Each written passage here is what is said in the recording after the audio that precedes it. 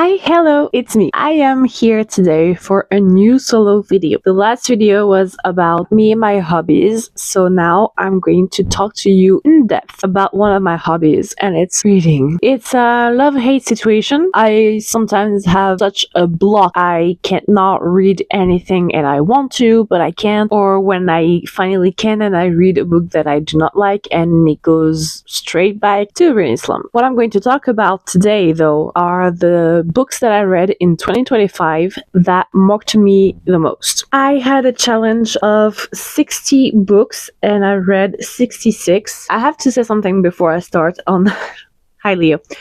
On the books that I read, it doesn't matter the number of books. It doesn't matter the amount of books you read. You read. That's it. Point blank. I'm done. I'm not going to say more. I do the Goodreads challenge, but it's for myself. I read less. I read less. I read more. I read more. I don't care. That's it. I used to put pressure on myself to read a lot of books. Like if I read less than 100 books, I was like, oh my god, I didn't read. I'm not a reader. But girl, there's life. Let's dive into the book that marked me. Anyway, let's dive with the books that marked me. I'm going to start with Never Lie by Freda McFadden. Freda McFadden. Love this book. It was not the first book that I've read of her. I think the first book that I've read of her was The Perfect Son. Loved the book. Didn't really like the ending, but I was like, okay, I love the book. I need to read more of her. I don't remember the second one. Anyway, that was the third one, and I loved it. I really loved it. So much so that the business that we have with my husband, I decided to make a themed box with this book. It was really good. I was really in it. I read it on Kindle and it was just a page turner and I could not stop read it. Like to the point that it was the only thing that I was doing. I did my chores. I did everything that I had to do in the house. And then I was like, okay, everything is done. Okay, let me just read. That was all I did. And I remember when I was towards the end and it was late, but I was like, I don't have to do anything tomorrow. I'm just going to read until I finish the book. I don't care what time it is. It was late, but I didn't care. No regrets. So definitely a 5-star for me. The next one, it marked me, but not the same way that Never Lie did. Summer in the City. I had a lot of expectations for this book, mostly because of the hype. I read it as an audiobook, so I don't know if it's the narrator or the story. I think it's a bit of both, but it was a 4 stars for me because, don't get me wrong, I really liked the story. It was cute. I liked the story, really. But at some moments in the book, I was like, ugh, it's long. I want to fast forward. That's how I felt. And I do think for sure, and that has nothing to do with the narrator, that if I'd read it as a book, ebook or physical, I'm not sure I would have finished it. Yeah, it was a good book overall, but just, yeah, 4 stars for me, which is better than nothing. It was really cute. It was easy read when it wasn't that slow.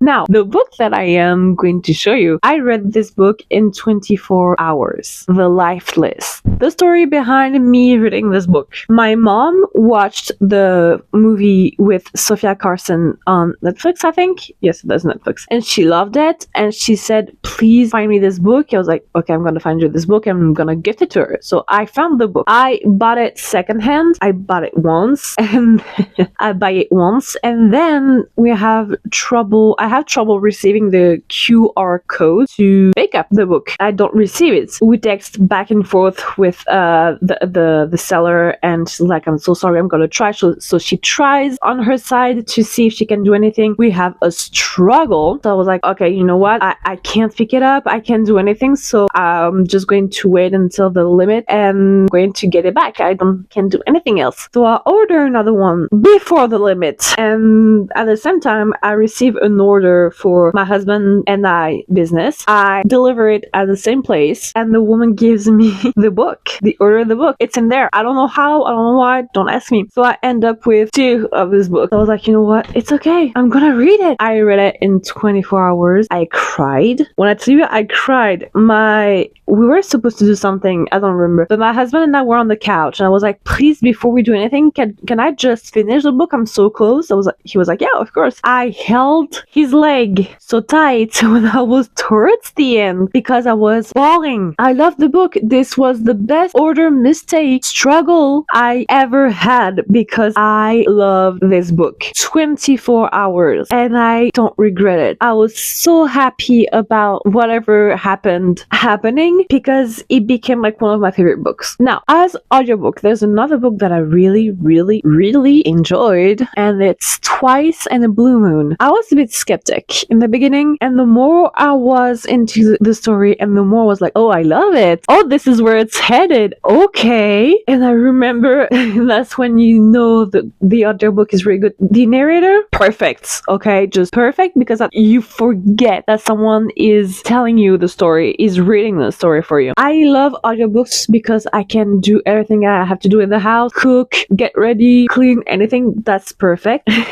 It got so good in the book that I remember when I was cooking, I was just leaning on the counter, like listening to whatever was happening in the book because I could not focus on whatever I was doing. I needed to know what was going to happen. This book was amazing. It was sweet. Did I tell in advance the twists? A bit. Not. I saw them coming, but not the same way. Well, if you know what I mean. But it was really worth it. It's a 5-star. Definitely loved the book. Now, for our anniversary, my husband gifted me the Empyrean series, the 3 books. So, of course, Fourth Wing. If you read the book, do I have a lot to say? I am traumatized. I do think after reading the 3 books, Fourth Wing will be my favorite one. I loved Onyx Storm 2, Iron Flame. Woo! Tested my patience. But Fourth Wing, I remember my husband was working and I was he was working at the murder party. He's hosting it and I was reading in bed. I was like, okay, I'm gonna dinner, feed the cats, like declutter a bit, just things before going to bed so I don't have that thought of the apartment being a mess before going to sleep. Shower, I did my everything, shower, hair, shave, everything. I put cream on. I was like, okay, tea, book. The tea went cold and I was bawling my eyes out, so much so I could not see the pages anymore because I was reading like physically. I could not see the pages anymore. I remember sending a message to my husband, do not know how, because I was crying so much that I couldn't see anything. When that sentence came, it's been my honor. I will never recover from that. Love the series, but book 1 has that thing. It's, yeah. Iron Flame, I was a bit disappointed. More like, ugh, just you ask for communication, you don't communicate. And when he communicates, you're not happy what he's telling you. Like, And one of the things that I really don't like in books is lack of communication, because I'm like, come on, like, just talk. It's sometimes I'm closing the book pissed because just you could talk. You could have just sent a message or something that would have been easier than that. So I had trouble with the first half of Iron Flame, and my husband read the books. He just started Onyx Storm, and watching him go through Iron Flame, I remembered that, yeah, it was really a bit of a pain to go through book 2 because of that. Onyx Storm, loved it. Do not understand the reaction of people for the ending. I saw people filming themselves crying, getting angry, but mostly like crying. And yes, don't get me wrong, the ending was amazing. The twist, like, okay, I loved Onyx Storm. Not to the point of crying, more of the point of, oh my god. But that's my opinion, If you cry, you cried. That's your emotions. You are valid for that. Other book I read. So this one, I read it at the library, at my local library. The Daughter of the Moon Goddess. I still have to read book 2, by the way. Really suck at reading the series. I still have to read book 2, but book 1, wow. I loved it. Did not go the way that I thought it would, because when I read the first half, I was like, oh, please don't tell me it's going this way. It didn't. And I really liked it. I was really surprised, but in a good way. And I loved it. And I really need to read the rest of the series. So I hope that the library has book 2 so I can read it. When I started Bookstagram, I'm trying to still keep up on my Bookstagram, but it's really, really hard. It's a lot of work and I already have enough things to do. But when I started Bookstagram, I remember doing a buddy read read with someone that has become a friend now, and I made it my goal to read as much as possible banned books. And I started with 1,000 Splendid Suns by Khaled Hosseini. I am speechless. I cried so much during this book, and honestly, like straight into the first chapter, I understood why it was banned. Okay, just trying to hide history. And just thinking about it, I have tears in my eyes. That's how much it really marked me. The way that Khaled writes is poetic. It's beautiful. It has a lot of images behind every word, and the way he uses metaphors, he makes you feel the emotions that he wants you to feel through his words. It's really, really rare to encounter a writer like this, and I love reading his book.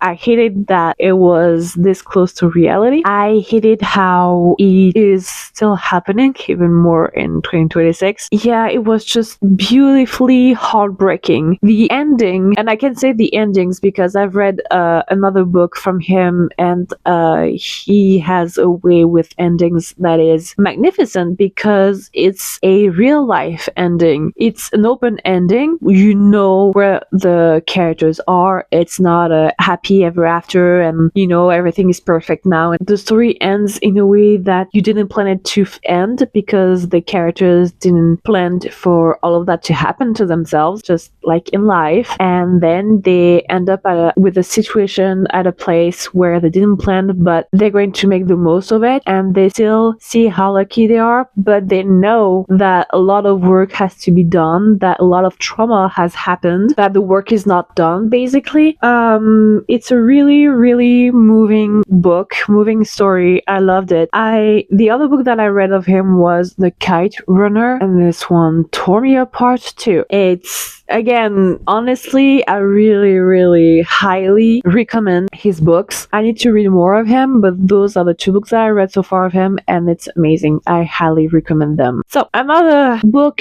that took me a while to read, because the thing with books for me, it's a way to escape from reality, and when books are too close to reality of what could happen or something that happened or just in the middle, The Handmaid's Tale. Oh, how we are so close to what is happening in the book, and I hate it. I love the books, okay? Book 1 and 2, I love them, but I hate the fact that I can literally compare what happens in the book to what is happening right now. It's scary, but honestly, if you didn't read this book, please, please, please read it. It's worth it. I did need a break from it. It took me a while to read it, more than I planned, but I needed breaks from it because it was heavy and, again, too close to reality. Now, oh god, I love this book. The 7 Husbands of Evelyn Hugo. The way that this book is written, you forget that Evelyn is not a real actress, that she's not a real person, that she's just a character from a book. You just forget about it. To the point that I was like, at the end of the book, I doubted. I was like, wait, she's not real, right? She's a mix of a lot of actresses that Taylor Jenkins used inspiration from,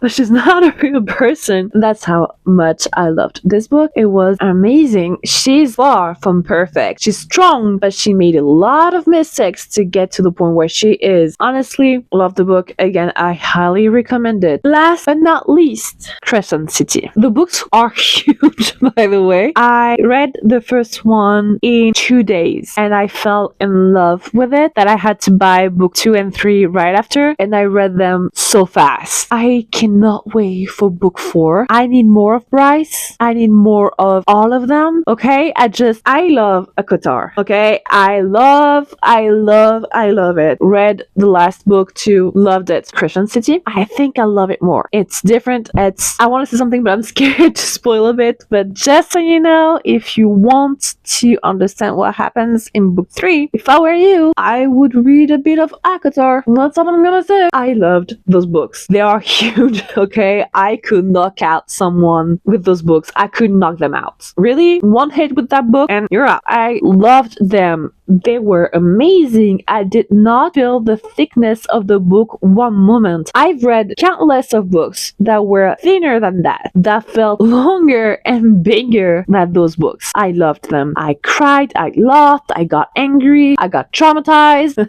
Oh my god, book one wrecked me. I don't know what happens with book one, with the first books. Like, you guys stop traumatizing me. And I still come back for more because I read book 2 and 3. But honestly, I really enjoyed it. And I cannot wait for book 4, really. I do have to buy book 1 again because I had it in one edition and the book 2 and 3 in another. I sold book 1 and now I have to get the book 1 in the same edition so it doesn't look weird on my shelves. You know what I mean? But yes, those are all of the books that marked me in 2025. Thank you for watching, guys. Please subscribe. Every Monday there's a weekly vlog dropping. In those vlogs you see me working my businesses, you see me reading, writing, knitting, crocheting, and of course there's a daily vlog dropping every day, and I have so many other videos coming up for you guys for all of my hobbies. I will see you later.